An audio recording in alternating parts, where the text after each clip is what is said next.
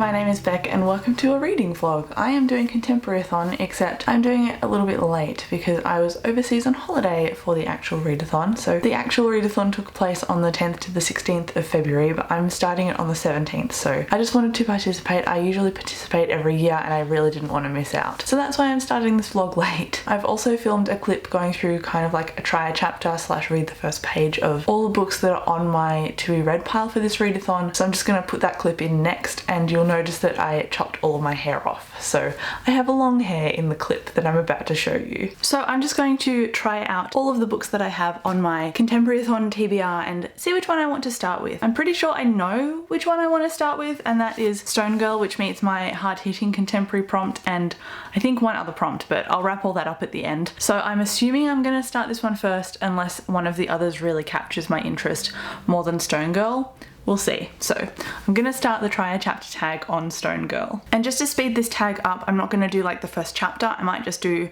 the first page or something, just so that I'm not sitting here for ages at doing this tag when I could be editing and catching up on a few other things. Because if you didn't know and you haven't watched my previous videos, I have been away overseas for 3 weeks, and this is kind of my first foray back into reading after the holiday. So I'm quite hungry to read because I didn't really do much reading while I was away.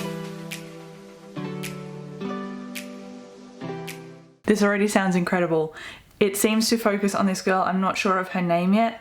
On the back it says 12-year-old Sophie. So Sophie is 12 years old. There's blood on her clothes and vomit spatter on her shoes. She is sitting in either a police interrogation room or a waiting room, and there's an officer there, and she's like, maybe I should cry because it will make the officer more sympathetic to me, but she's also not really convinced that it will make much of a difference because she's like, my mum is dead and it's my fault, I'm basically a murderer. It sounds really compelling so far, and I know this has won a few awards or it's been quite popular, so I'm looking really forward to sinking my teeth into this, and judging from the first page I feel like I'm going to fly through it. So definitely gonna start the readathon on Stone Girl. The other books that I've got for this readathon are Mr. Nobody, I've got It Sounded Better in My Head, and also Normal People by Sally Rooney, and I think the young adult book is a good place to start because it's gonna probably be the fastest paced. The other fast paced one is probably gonna be Mr. Nobody. Apparently this guy is found on a beach and he has no memory of who he is or what's happened to him, and then the person who is investigating his appearance, I guess, or maybe a crime related to his appearance, I'm not quite sure,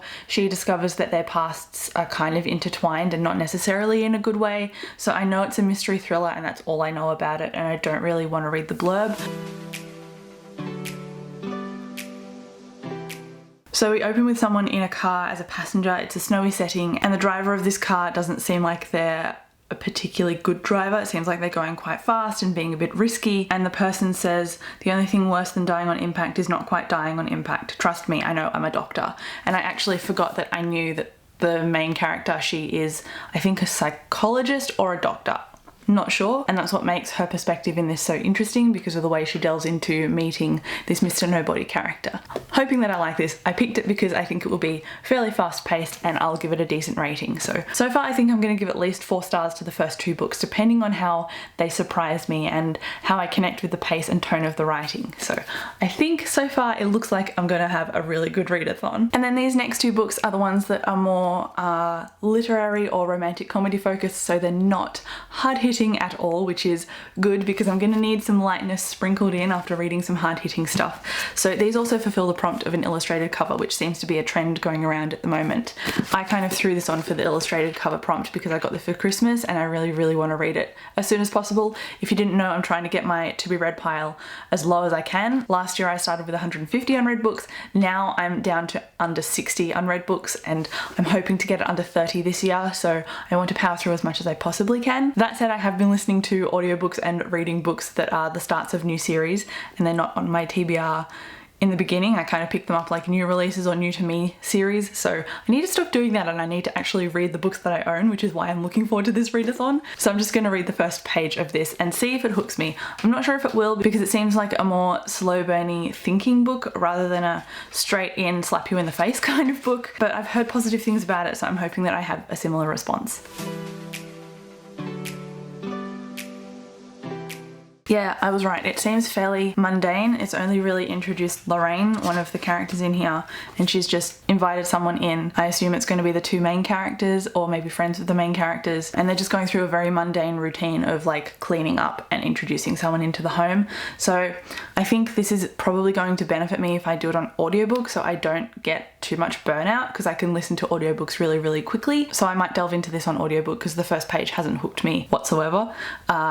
I think it's going to be a book that really builds the more I listen to it or the more I read it, so we'll see. This one, the jury's still out. I'm not sure how I'm going to feel about it. I hope I give it at least a 3.5 to 4 stars, so keep your fingers crossed. I hope that it's good. And then this last one, It Sounded Better in My Head, is a romantic comedy. Again, I don't usually read this kind of thing, but I like romantic comedy movies. I love rom-coms. They are so good, so hoping I like this in book form, because again, I've heard positive things about it. Some of my friends have given this 5 out of 5 stars, so I'm anticipating that I'll give it at least a 4, if not a 5 as well. And it's nice and yellow, so it's nice and sunny and happy, and I really like that about it. I wish it was green, because then it would fulfill the read a green book prompt on this reading challenges list, but that's okay. I can't fulfill every prompt, and I was only going to fulfill the prompts, or the challenges rather, for this readathon with books that I already owned rather than going out and getting new ones, but that's okay. I really don't mind if I bomb a challenge or two if it means that I finish a few books on my unread pile, so it'll all work out in the end. It's only a very brief chapter opener because the writing is fairly big, which makes me happy because short chapters and big writing make me feel like I'm reading something really fast. So this is probably going to make me pretty happy to power through in this readathon, because I hopefully can get through it quite quickly. But it seems to be about this girl who is just celebrating Christmas Day with her family, and her dad dropped the bomb on her that her mum and dad are separating. But the voice that this is told in is quite funny. I'll just read you a bit. The main character is just about to talk to her dad, and he's just said, "We need to talk." And she's gone, "He's using his bad news voice, and I figure he's either going to give me another lecture about getting my driver's license or tell me he's reactivated his Twitter account." I already really like this book. Maybe I'll start the readathon on this one, or maybe I'll read it second. Okay, so I think my reading order is going to be Stone Girl, and then it's going to be It Sounded Better in My Head, and then after that, I'm not sure. I'll probably listen to Normal People on audiobook at some point over the readathon, because I'm already listening to an audiobook, The Dresden Files. Basically, Wizard Detective is what sold that series to me, and I'm loving it, but it's a library book, so I need to read it before I need to return it. So I'll finish The Dresden Files book 1, and then I will jump onto Normal People, I think, after that. And then the last book I'll read for this readathon is Mr. Nobody. So I have my reading order. I'm very happy about it. I'm so excited to get into this readathon. So hello, we've skipped to Wednesday. I haven't been able to update the past 2 days, but it's probably for the best because I have a good update now. So I have finished 2 books. So I finished 2 audiobooks, and I've started 2 books as well. And I'm in my car because everyone inside is asleep, and if I talk I'm gonna wake everybody up. So without further ado, the books that I finished. So I finished The Dresden Files book 1 by Jim Butcher, and I really enjoyed it. I gave it 4.5 stars, but it's not really contemporary, so I'm just gonna sideline that for now, and I'm gonna talk about my contemporary book. So I also finished Normal People by Sally Rooney, and I don't really know how to articulate my thoughts about this one. It followed 2 characters named Mary Ann and Connell, and they kind of have this weird relationship where they're kind of not exclusive with each other even though they're having sex, and then they're also at high school and nobody else can know that they're in this relationship, and we see them during high school and then afterwards in college, and kind of how they get along with each other in this relationship, and they're not quite sure how to label it. It seems like they want to be normal people, and they're fairly mundane people as it is, but they're also artists, and they think really deeply, and they want to, I don't know, they want to broaden their identity and understand themselves, and they have a really hard time doing that. And the feeling I got when I was reading this, it was very much a throwback to the way I felt when I was studying literature at uni, and it was that this is a more conceptual book. It was not a book that I could look at like a fantasy and literally have them in a magic fight and understand that as exactly what it was. So things happened in this book and I was like, is that actually the way I'm supposed to understand it, or is this some sort of metaphor? So I think I probably missed some stuff when I was listening to this. Not that I literally missed anything in the prose, but I think I just missed potentially the conceptualization of it. So that's really what my thoughts are for this book.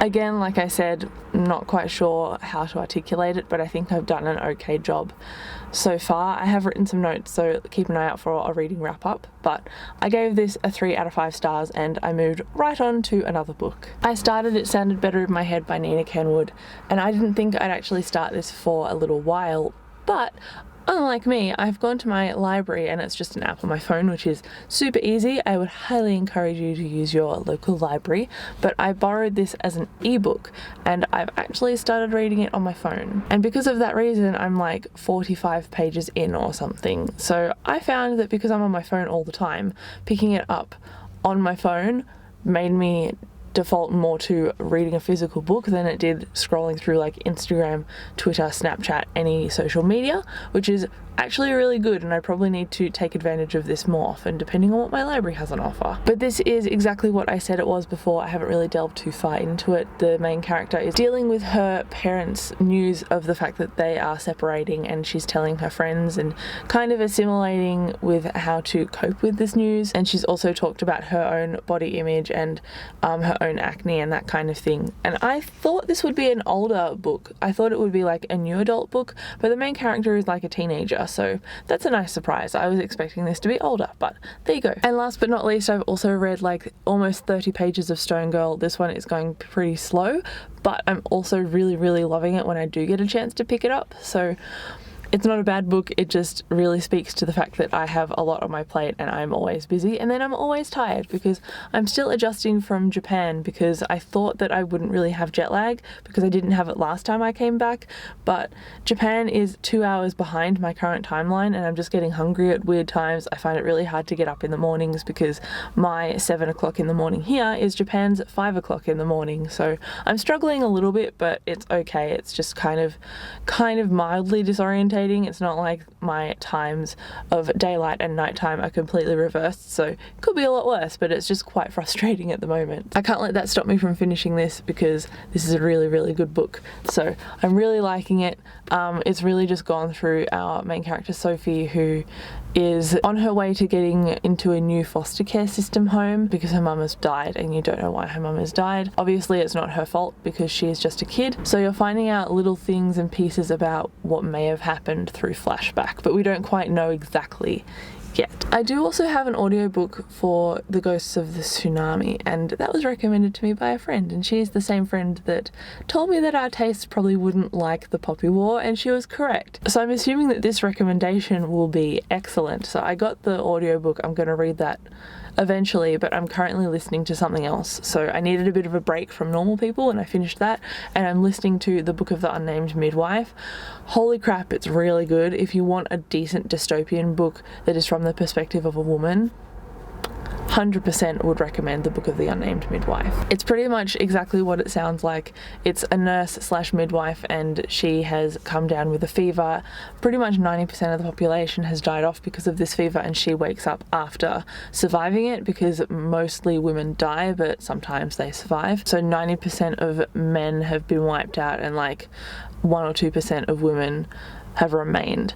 So it's mostly a male-dominated world now, and she's kind of masquerading as a man in hopes to survive and also treat the women that she encounters because they're being really badly mistreated.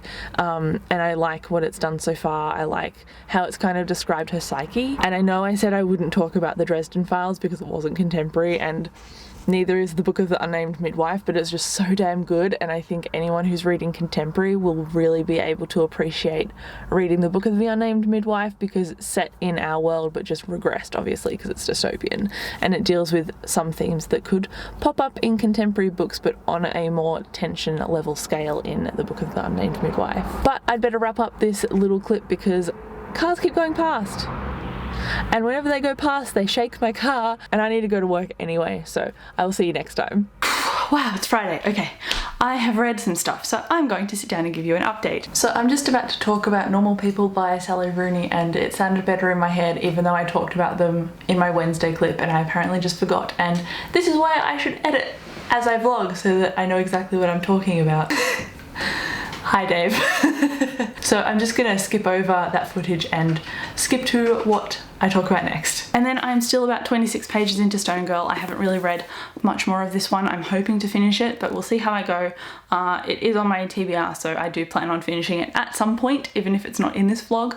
But ideally, I would like to finish it in this vlog, so I don't really have much of an update for this one, unfortunately. And then I have Mr. Nobody, and this is the thriller kind of mystery book that I have on my list, and I did not honestly expect to start this in this vlog. It was either this one or Stone Girl that I didn't plan on starting, and now that I've started Stone Girl, I'm probably going to end up dedicating my time to that one so I start and finish something. But I did look into this on my Libby app, so my library app, and it is in my local library as an ebook, and I had a lot of success with It Sounded Better in My Head on ebook when I was just reading it on my phone. I found that really, really easy to do, and I found it really good to distract me from just going on Twitter and Facebook and Instagram and Snapchat and everything all the time, so that was really handy. But there's like a 2-week wait for this on Libby, so I either will start it in this readathon or will start it later down the track on my phone, so we'll see how I go with that, but obviously I will update you over the next couple of days. I also listened to an audiobook. I can't believe I completely forgot about it. I was just going to go back into talking about Libby and a book that I borrowed that's not on my reading pile at all.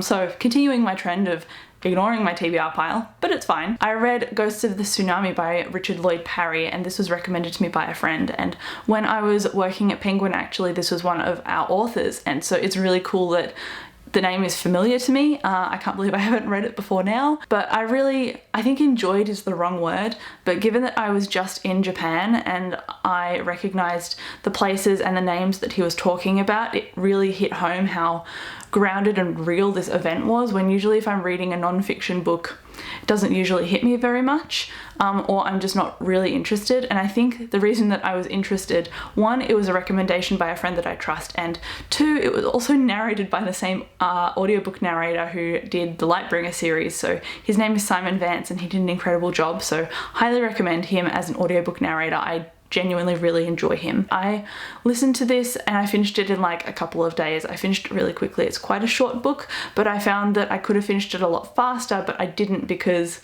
I had to keep taking breaks. If you don't know what Ghosts of the Tsunami is about, it is a non-fiction, so it's a real life event, and I don't actually know what year it is, and if I do remember I'll put it on the screen. A tsunami hit Japan after a significant earthquake, and this tsunami caused $2 billion worth of damage, and it killed almost up to 20,000 people.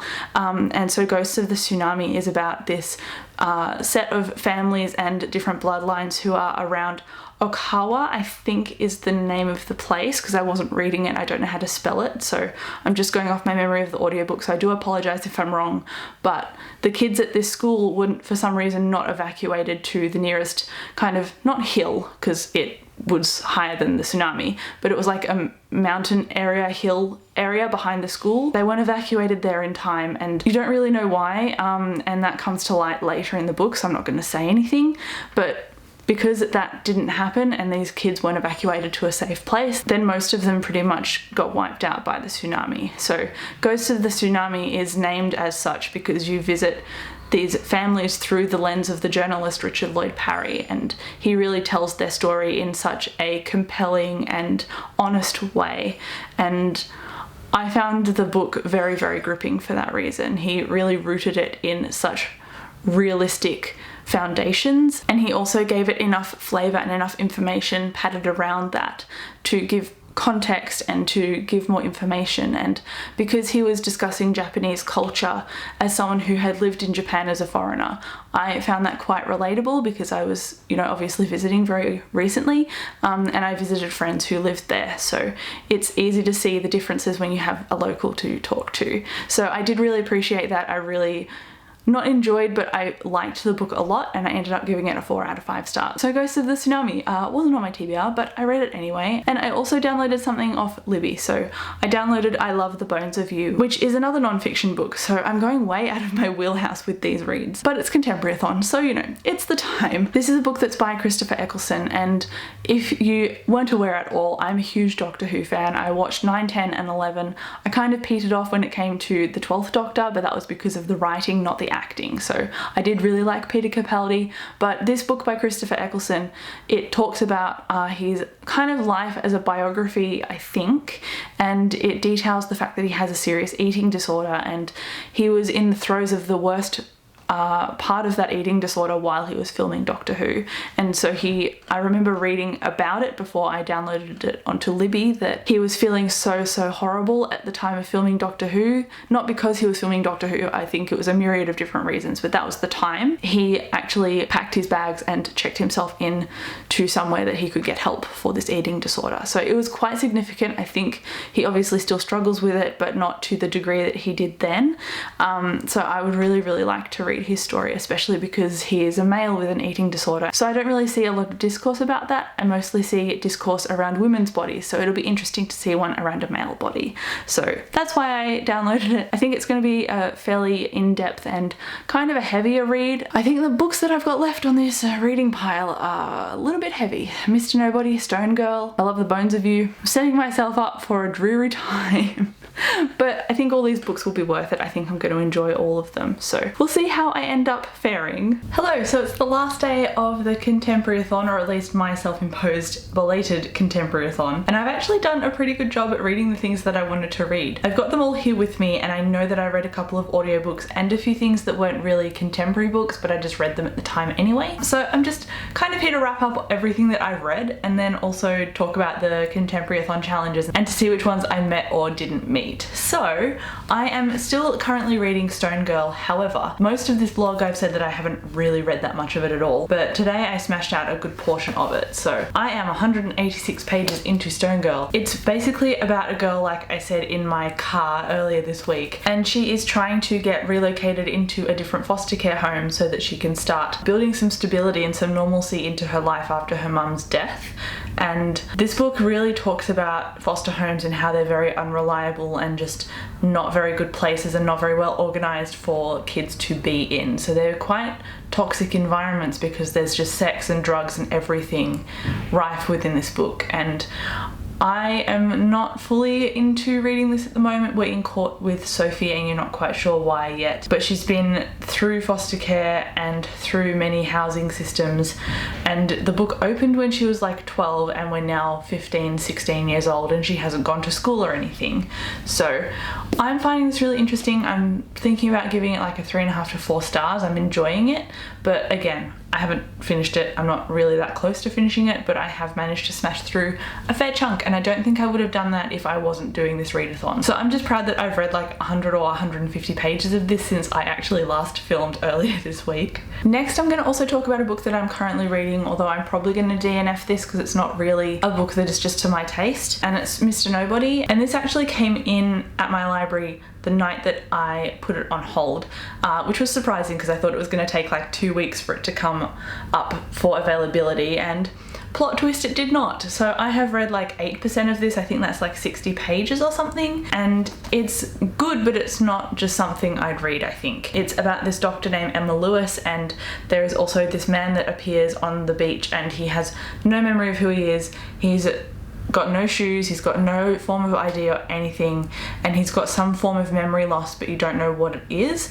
And he's also got a head wound as well because he's bleeding from the head and the police find him. So there's that, and then there's also Dr. Emma Lewis, and she is a psychiatrist like leading in neuroscience, and this renowned doctor who is also in neuroscience, and he's quite famous for doing so, calls her up and tells her about this patient, and she accepts the case because he's so renowned, and then realizes that if she cracks this case, or if she finds out where this man is from and what kind of things are going on mentally with him, because he doesn't remember what he's doing and where he is and why, doesn't even know his name, then she could potentially make her entire career. And that's really what it's established earlier on in the book, but because I'm not usually into mysteries or thrillers or anything like that, and this one is fairly slow to start, I don't think it's a book for me, unfortunately, so I'm probably just going to give this to a friend or something because, like I said, it's just not to my personal taste, but it's not a bad book by any means. And then to the 2 books, or actually the 3 books that I finished. So the first 2 are physical books.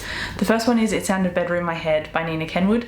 This is a beautiful book. It really deals with body image. The main character, Natalie, really suffers from social anxiety, and she's only got 2 very close friends, and she's kind of in that in-between stage of finishing high school and then committing to going to uni or going to college, and she's in that weird limbo phase where she's got friends but everything's changing and she doesn't know what she's doing, and her parents are also separating, so there's that thrown into the mix as well. And it's just a very busy book, but a very, very good book, and I enjoyed this quite a lot. Natalie's narrations are very honest and very relatable, and they're also very funny, and so I found I was laughing out loud quite a lot. And I also said this, I think, in a previous clip, but I'm not quite sure, maybe I just thought it, that the relationships in here are really beautiful because they all seem to be conscious done to be healthy relationships, and there was no girl on girl hate in here. There was a lot of communication, and there was just a lot of thinking, and it made me really happy to see that kind of thing represented, in the sense that I see a lot of toxic friendships and I see a lot of self-driven characters, and they just don't really think about the people around them or the ramifications of certain things. They're not just self-aware to this emotional level, and I really appreciated that about Natalie, and I ended up giving this 5 out of 5 stars because I really just enjoyed it so much. It was such a riot, it was so funny, I would recommend it, it was a lot of fun. So it's kind of on the cusp between young adult going into new adult romance, so there wasn't really that much sex in it, so it wouldn't be like a smutty romance, but it was just a lot of fun. So I would recommend it if you're looking for something nice and sunny, which is what the cover suggests, being bright yellow. And then I also read Normal People by Sally Rooney, and this again is a book that is way out my wheelhouse, and I probably wouldn't have read it if I didn't get it for a gift for Christmas. Like I said earlier, it really reminded me of the books that I read while I was at uni doing my literary degree and my honours and everything, and I think I grasped the general gist of the story, and the plot was fairly easy to follow, but I was reading it and going, why are you not doing this? Character X and character Y, you just need to do these things and communicate these things, and then your problems will be solved. But also, life may look quite simple to someone looking outside looking in, which is what this felt like. I was looking at these characters from an omnipotent kind of perspective and watching them try and muddle through life, and in reality that's not really easy to do. You struggle to make decisions, you struggle to define things, you struggle to feel like you're, I guess, normal compared to everybody else, and there might be something you're not doing, or there might be tons of things that you're doing that don't seem quite right, and that's what the characters in this book really struggled with. I really like that concept, and I feel like that's a very universal and very relatable concept, but again, the book just was outside my wheelhouse and not to my usual taste. So the execution of these concepts, at least I felt, in my opinion, was, I guess, meandering, a little bit mediocre, but it's not really my main go-to genre. I didn't dislike this, I just liked it, and I gave it a 3 out of 5 stars. And then lastly, I read The Ghosts of the Tsunami by Richard Lloyd Parry, and I am really hesitant about rating that one because it obviously is a non-fiction book. It happened about a real thing, but I'm just going to rate it based on my enjoyment level of that written work, because I feel like rating it based on, I don't know, the plot twists in it, I guess, seems like a disservice to the fact that it really happened, and I don't want to do that. It feels disrespectful in a way, considering so many people died and it was such a huge tragedy and such a huge shock. It just feels like it would cheapen it. So I gave this book 4 out of 5 stars. I really enjoyed Richard Lloyd Parry's writing style, and I liked his narration. I love how he put a lot of information all together over like 6 years and really built that foundation of context for the reader. I don't usually pick up non-fiction books, but I'm really glad that I picked up this one. So if you're a person who doesn't usually go into non-fiction and you've got an interest in Japan, or you've been to Japan, then I would recommend Ghosts of the Tsunami because it was a really good book. And then lastly, I finished 2 audiobooks. So I finished The Book of the Unnamed Midwife. It was amazing. It was like a very subtle, slow burn, emotive, amazing, rather than a punch you in the face, this is an apocalypse and you need to survive amazing. Although it did have moments like that, and I really, really appreciated the balance of that book. I don't want to talk about it too much because I've already talked about it. So we're going to move right on to the Dresden Files. So I read Stormfront as well, which is book 1. It's like an 18 continuous book series, and it is based around Harry Dresden, who is essentially a wizard detective. So it's actually pretty easy for contemporary readers to go from reading crime, mystery, thriller, drama straight into reading the book like the Dresden Files, because magic in this world has distinct rules, really unfolds with a lot of context. It's not just Harry Dresden doing a whole information dump about something. It's usually related to situations. So if you're looking for a urban fantasy, I would recommend the Dresden Files, because I really enjoyed book 1. I gave it 4.5 out of 5 stars, and I'm really excited to continue. So all in all, I think I've had a pretty successful contemporary-a-thon actually. Oh, there is a book that I borrowed from the library, but I didn't start it. I might start it in the future. I've got like 20 days left on the loan or something, and it's the Christopher Eccleston book. So I talked about it in my previous clip, so I have not lost interest in that. I just don't have time to read it this weekend, because we're going out to an afternoon tea birthday thing this afternoon, and then tonight we've got people over for family dinner, so I don't think I'm going to get much more reading done today, which is why I'm wrapping it up while there's still daylight. So as for the contemporary-a-thon challenges, out of 7 of them, let's see how I did. I don't have a book with green on the cover, so read a book with green on the cover as the first challenge. Didn't really do. The second one is read a new to me author, and I did that with these two, and I did that with Eleni Hale, and I did that with Richard Lloyd Parry. And I did that with the 2 books that aren't even contemporary. So I think I smashed that challenge out of the park. So it's a complete 180 compared to challenge number 1. Challenge number 3 is read a diverse contemporary, but I don't really think I did that actually, which is surprising. Book of the Unnamed Midwife was quite diverse, so I guess that counts, but it's not contemporary. Yeah, I don't think any of these are contemporary, wow. Number 4 is read a backlist contemporary, so I don't know what the proper definition of backlist is, but if we're looking at that in terms of like my to be read pile, most of these are fairly backlist. It sounded better in my head. I only got like October, November in 2019, and then obviously I got this for Christmas in 2019, and then Stone Girl I've had for at least a year, so I think this came into my possession like a year ago, maybe 2 years ago actually, in 2018. I think I've done alright for that challenge. Most of them were a couple of months to a year or 2 old, so pretty good. Next is read a dark/hard-hitting contemporary, and I started Stone Girl, and this has a lot of drug use. It's not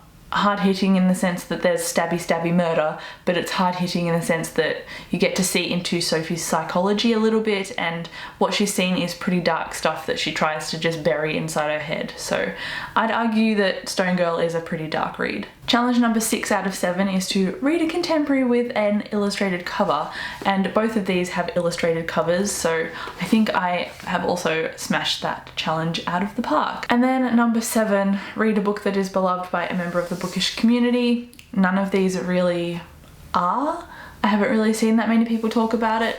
I do know that my friend Tam from Babbling Books really enjoyed Nina Kenwood, so I guess that might count for this one, and my friend Kelly really liked this book as well. Both of them I think gave it like 5 out of 5 stars, and I gave it 5 out of 5 stars. So to be honest, that is a win. But there you go, that is the end of my contemporary-a-thon vlog. Thank you so much for watching. If you have read any of these, please let me know in the comments, and I will catch you in my next video. Bye.